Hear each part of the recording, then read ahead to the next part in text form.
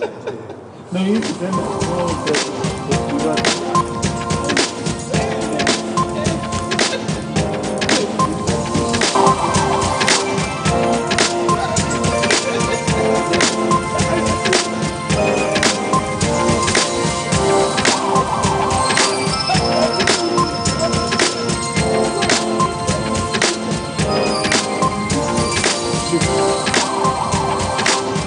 All right, and those are shots of Kisumu City, and Kisumu City is watching us, and welcome aboard. This is Morning Express. In case you're joining us now, it is now 7 o'clock, time for us to get into the way it is. And well, early this morning, the High Court annulled the controversial exit of 3 commissioners from the electoral body IEBC in April this year, causing more confusion in the IEBC. In her ruling, High Court Judge Wilfreda Okwanyi said the purported resignation of Connie Maina and 2 other commissioners was not valid, as they did not tender their resignation to the president, who is the appointing authority. This morning would like to look at the state of the IEBC. In case you're joining us now, I'll quickly reintroduce the panel that we have this morning. And I have Michael Laquanda, who is a governance expert. We have Ambrose Weda, who is an advocate. And last but not least, Senate, from the Senate, and that is Irungu Kangata, Senator for Murang'a County. But first, let's look at that story regarding the IEBC. On a chilly Monday morning of April 17, 2018, the country woke up to the news of things falling apart at the Anniversary Towers, which houses the poll agency. Of the remaining 6 at the commission, 3 were announcing their exit, following the footsteps of Roslyn Akombe. The commission chair has failed to be the steady and stable hand that steers the ship in difficult times. Only the chairman, Wanyonyi Wafula Chebukati, and 2 other commissioners, Moya Bolu and Abdi Gulie, remained.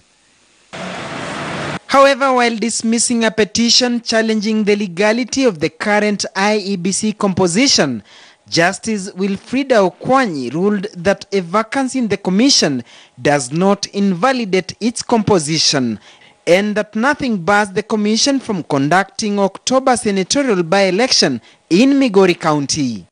It was also ruled that Vice Chair Connie Maina, Commissioners Ambassador Paul Krugat and Margaret Mochanya, who announced their resignations at a news conference, did not follow the right procedure, as they never tendered their resignations to the president, who is the appointing authority. This therefore technically means they are still in office.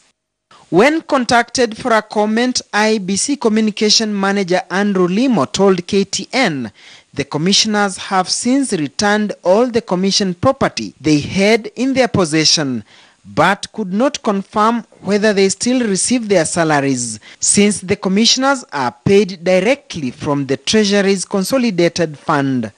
The ruling has now given IEBC the green light to conduct the forthcoming by-elections. It is, however, not clear whether the trio can now sneak back to the commission and continue working if they so wish. Duncan Hemba, KTN News. All right, so that's where we are. And let me start with you, Ambrose Weda.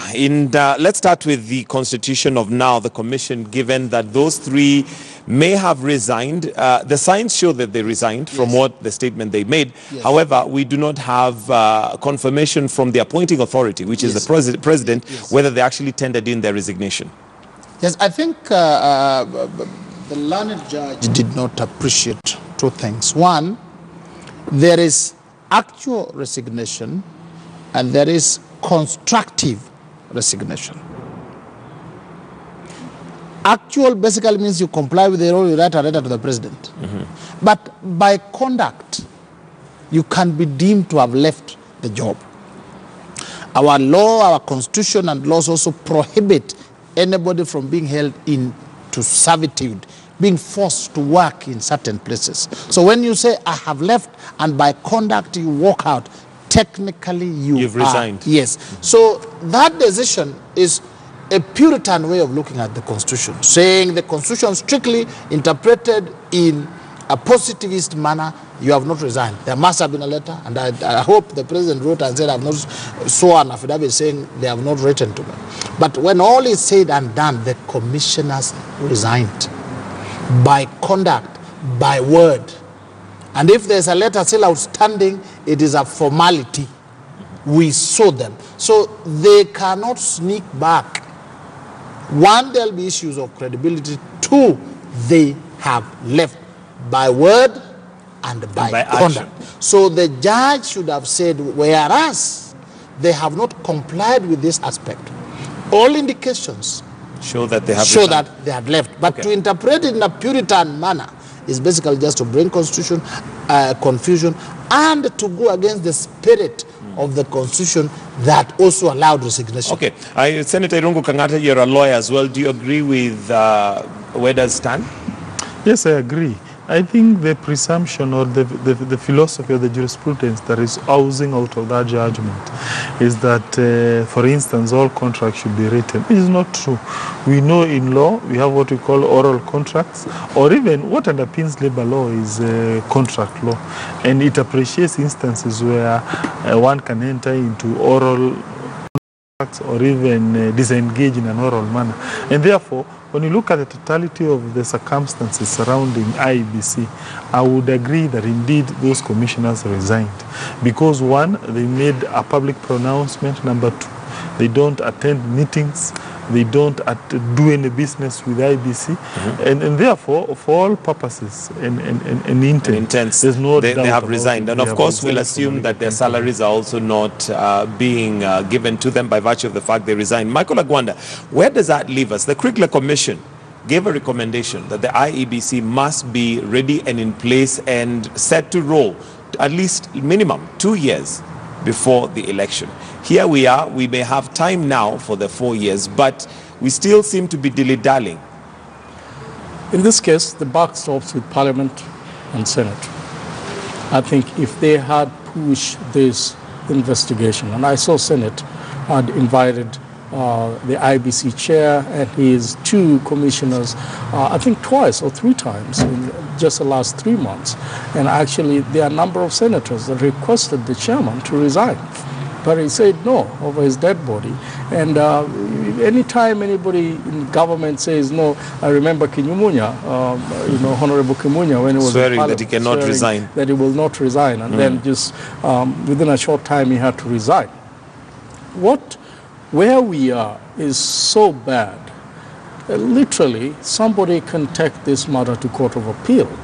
And as the two gentlemen have said, who were good in law, that you are deemed to have resigned even by mere absconding duty. If you've absconded duty, say for a month or two, you can be written to and told you've absconded duty, and due to the abscondment of duty, you're not allowed to come back to work. Now, these people were in the public glare. I think what the judge was doing was to play a populist judgment and to save the face of this country. Might not be in law, but that's exactly. She was actually doing an activist job of ensuring that the by-elections that are there, one just took place about 2 days ago, that they will go on without having to put the electorates into the political jargons and also the theatrics of IEBC by allowing that to go on. And the only way she could allow that to go on is to say, by the way, these people did not resign, and therefore there is still, the commissioner still stands at 6 and not just 3 that is below the quorum as stipulated in the law. So it is so clear that what she wanted to do was to save the face of this country and also to save the face of the 3 commissioners that are left there. The question is, how long do you want to protect the 3 commissioners there at the expense of radical surgery that needs to take place at IEBC? If I were the chairman of IEBC, and including Mr. Chiloba, and including the returning officers, or whatever you call them, the coordinators in the counties, we should have resigned, because we did not cost this country just mere hundreds of thousands. We costed this country millions and hundreds of millions that they paid to the lawyers that defended President Uhuru Kenyatta, that was paid to many members of parliament, to many senators that have gone to court because the election was not done well. And let me tell you, Mike, as I conclude on this, anytime you see Honorable Raila come together with any leader in this country, the IEBC is going home. It is just a matter of time. And it is evident that they were not able to do a proper job. People are still crying. I think this is a time that the president needs to show us serious leadership on this matter of IBC. Okay. And make sure they go home. Senator, you have been kept busy, you know, with all the issues that have been coming up in terms of the sugar issue. Now we have rice that's coming up, and we certainly do know that our legislators are working. However, when do we deal with the IEBC, in your opinion? Because the later we leave it, the more likely we'll end up where we were. We need to solve this now. Yes, I think there is some dilemma. You have some commissioners who insist they won't go home, and somehow they are protected by the Constitution, because sending home a commissioner of a constitutional commission is quite hard, it's quite tedious. You need to establish certain commissions, certain procedures, which are quite a daunting task, and therefore I would imagine it will not be a simple thing. Of course, there's a way we can remove them as Parliament. But on the other hand, we are waiting to be given the green light by our bosses. We are yet to know what is the party's position, what is the government position on the IBC. And so what is your position? Well, personally, I have no position. You know, my work is Senator, you can't say you don't have a position because you're there as a legislator. Honestly, how can you not have a position? No. You see, the point is... Are you then telling us that as a leader, you basically are puppeteered? No, you know, my work as a whip is to do what government wants me to do, right?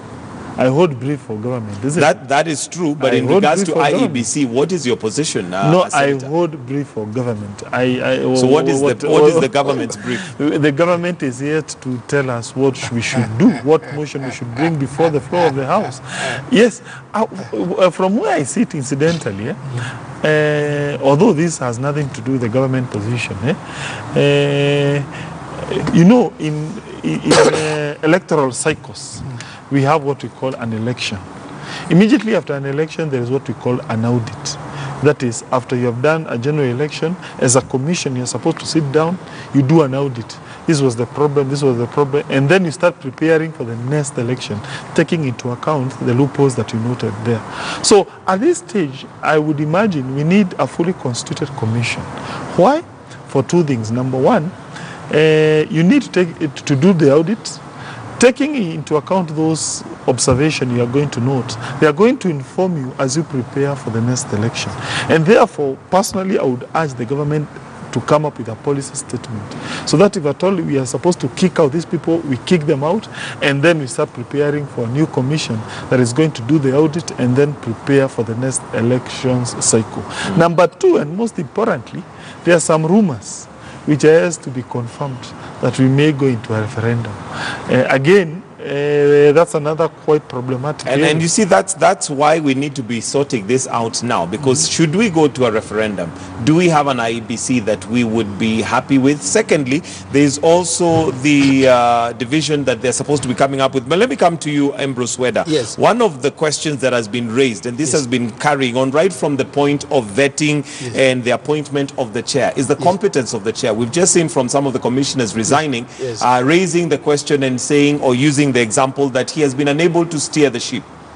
Now, I think let's get this thing clear. One, an unprepared, disorganized IEBC is a tool in elections. It's a strategy. It all depends with who will benefit and who will lose. So it's not that everybody wants an organized, ready, prepared There are those who IEBC. thrive in chaos. Yes.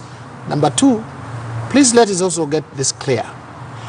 By the time somebody is becoming chairman, IEBC or commissioner, it is usually predetermined, so that the ceremony is a theater. It's a theater that is organized, arranged, but you cannot become chairman unless the president knows you want so and so or so and so. The others you fall by the way. So these things, they are not just that you By go chance. there by chance. You go there with your books and certificates and whatever. No. So whether it is competence or incompetence, it is usually predetermined because somebody will benefit from the organization or disorganization. Now, the question of the commissioners, you don't have to kick them out. Honorable Kariako Tobiko was not kicked out, but the president needed him out of that office which had protection. He was given a job. There are others too. We can name quite a number of them. We are told now, we want you to move here. You remember Grace Kaindi, police officer? She even resisted. I'm not going. Some of us advisors said, Madam, when the chips are down and the big boys have said, move, it is safer and better to move. So if somebody is interested in reorganizing the IEBC and that the team that exists needs to leave, Chebukati can be an ambassador somewhere in Are you then France. saying, are you suggesting that the IEBC has been left as it is by design for... Yes, by design. It is not that nobody seems to care about it. We have better issues to deal with than IEBC. That is why it is not being dealt with. And so that by the time we are about to go for elections, there's short time. And that short time, you get in an IEBC like we got in the Chebukati IEBC that had very little time, lack of knowledge, disorganized. And if even me, Weda, I would benefit from the such disorganization. If I had power, I would keep them. So that I go and win. The rest we meet in the Supreme Court. But if you look at it at that a presidential election was nullified, majorly due to the disorganization, claim on the basis that IEBC did not do certain fundamental things. The best thing to do, if I was in their shoes, was to say, bring other people to do it. Either way, the job of IEBC is damned. You do it, you are damned. You don't do it, you are damned. Okay, Michael Laquanda, the question here then would be, is changing the faces of IEBC really the solution? It's not the first time that we are saying that these people are not able to do their job. And if what Weda is saying is true, then it is a matter of concern if they are disorganized, quote unquote, by design. People do change so that they can do something called physical restructuring. And by doing physical restructuring in an employment setup, what you're trying to do is let people that are not of great value to the organization step aside and bring people that comes in with new energy, new emerging technologies, new ideas to move the company to a different level. In this case, what we're saying is when you have the 2013 IBC and you still have, I'm saying IBC because the only thing that was changed was actually the commissioners. You left everybody else that was conducting the election. And then you had one also bungled up in 2017. What you're seeing here is a consistency of impunity. Impunity of rigging, impunity of being bought left, right, and center. Michael, I was in a tallying center, county tallying center in Homa Bay, and we were counting votes. And there was this returning officer from Suba South who came with the results. And he put the result before us, and once he put the result before us, because we had so much time, we started tabulating and adding these figures up. They're using Excel that is supposed to, when you add any figure into the column, it's supposed to give you the, the summation automatically. Well, this guy had a difference of about 4,000 votes. And we asked him, but how did this come about? And the guy said, well, I just put the figures. But he said, you must have changed the figures. You know what the returning officer said? Yes, we can see the anomalies. This is not supposed to be, I think it was changed.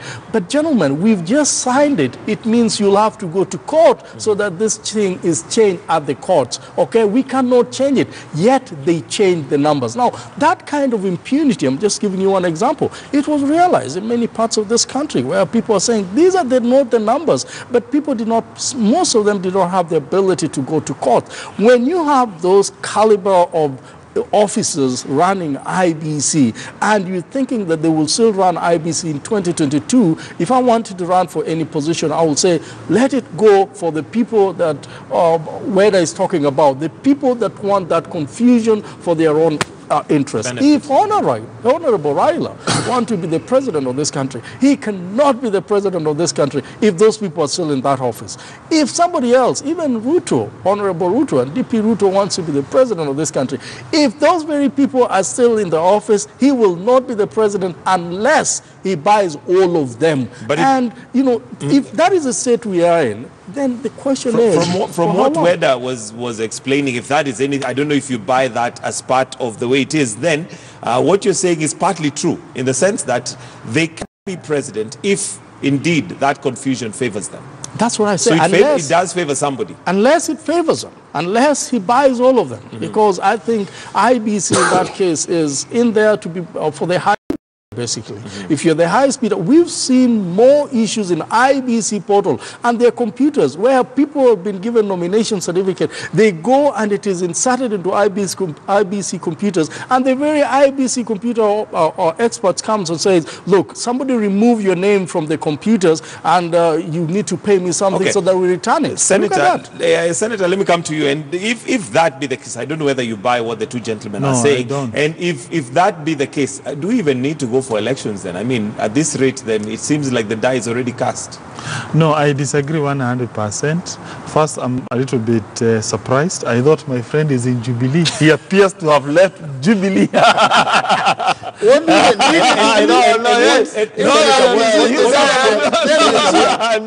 would qualify him?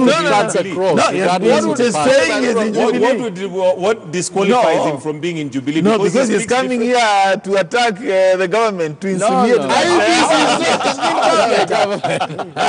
How has he attacked the government? No, you're saying that the government benefits through the disorganization This time, it is whoever. Okay. And contrary to what we say, these people don't take bribes. The only thing is, even you or you, if you are put as chairman IEBC a year or two before elections, you have no idea what is going on in the institution. No, In fact, if you say about the servers and all these things, Chebukati had no idea what exactly they were. Let me hear from Irungu Kangata. I want to hear from a legislator whether you agree with them, and if not, then what the solution should be. No, the truth is, from where I sit and from my experience as a politician, no one wins or loses because of shenanigans of IEBC. I think I beg to differ on that, because that is not, particularly presidential election, even a presidential election. You see, in politics, by the way, you can know whether you are winning or not 5 months to the election. You can be able to have, you can be able to do projections. I can tell you politics is a science. You can be able to do a projection. Yes, a science. The only problem which I may concede, you can lose in a situation where you are competing almost at a 50-50%. There, IEBC matters. Why? Because if, let's say, for instance, one ballot or two or three are miscounted, yes, that can impact on your elections. But in a presidential elections where, for instance, the gap is usually about 1 million, no way. Particularly in a country which is, politics is ethnically based. It's a simple thing. It's a simple, it's not theory.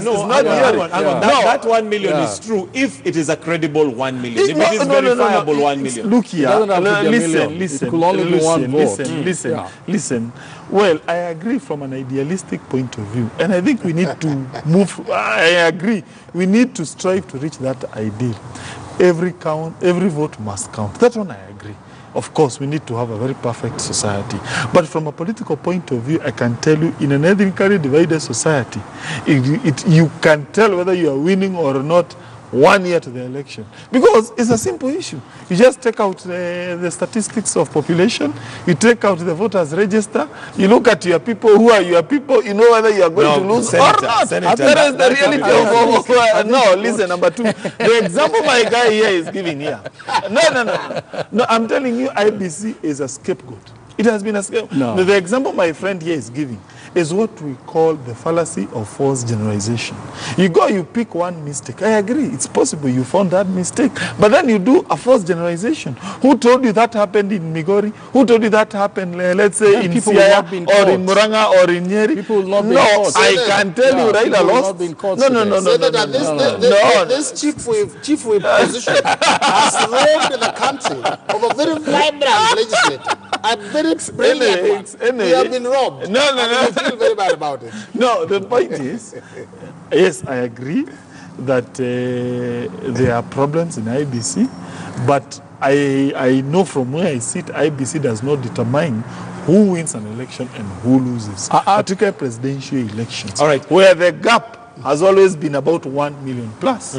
Senator Michael. I want to say something that my brother here is conflicting himself, the senator. He's saying he agrees, but he goes on to say what he does not agree with, which is not clear. But one thing is IB determines who becomes the leader, who becomes an MP, because they announce him.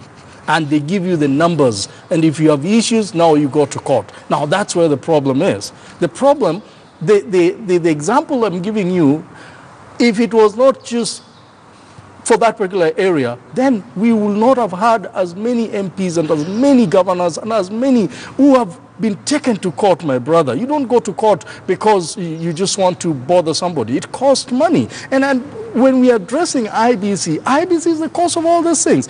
There are cases like the Homa Bay situation where the governor has been taken to court and he was asked, IEBC has been asked to produce original papers, from 37A. They were not able to produce them. And they were relying on Honorable Magwanga's papers, literally. And so they were asked, bring yours so that we can compare them with the copies that these guys have. And they were not able. Their lawyers were not able to bring them. Now, you say that's just an excluded case somewhere at the corner of this country. No, it is IEBC. And if their bosses are not able to give the guideline, are not able to give the leadership, the people on the ground will do just as the same as the head does. And so that is a problem in the IEBC. Okay. And we have to change it. Let me tell you what turned the case at the Supreme Court.